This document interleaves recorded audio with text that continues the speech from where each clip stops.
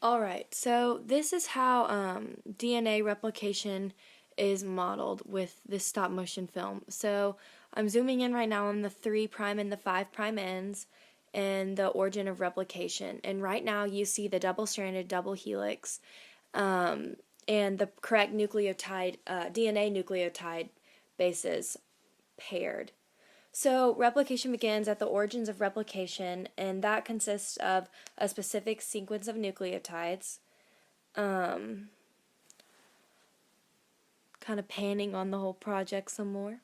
So it starts out with two enzymes, helicase and topoisomerase.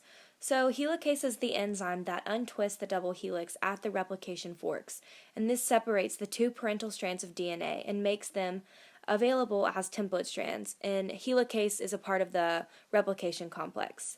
So the untwisting of the double helix causes tighter twisting and strain ahead of the replication forks. And so this is where topoisomerase, its job is to help relieve this strand by breaking, swiveling, and rejoining the DNA strands.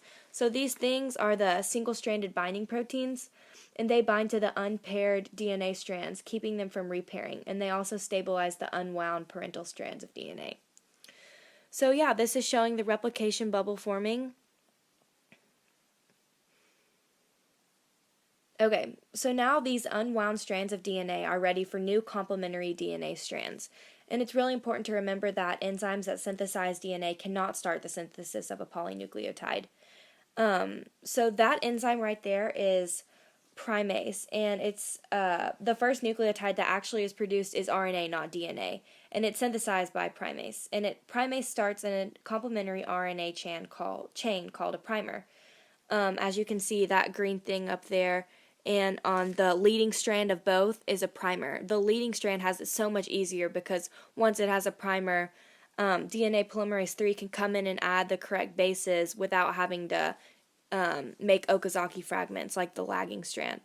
The lagging strand has those two RNA primers down there, and I'm zooming in to show that they have the RNA nucleotide, so A's go with U's.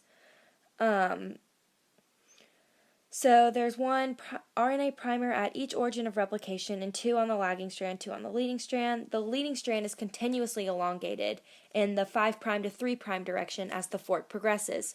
So with the leading strand, DNA polymerase III, which was just shown, can come and catalyze the synthesis of DNA by adding nucleotides to the pre-existing chain.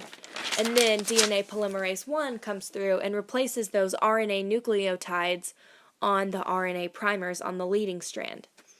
And so now the leading strand is complete, but the lagging strand has, DNA polymerase has to work in the opposite direction away from the replication forks.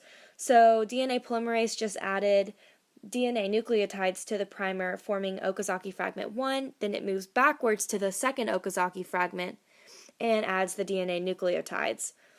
So after it adds those, DNA polymerase III detaches, and then DNA polymerase I comes through and fixes up those RNA primers and turns the RNA nucleotides into DNA nucleotides. So each Okazaki fragment must be primed separately.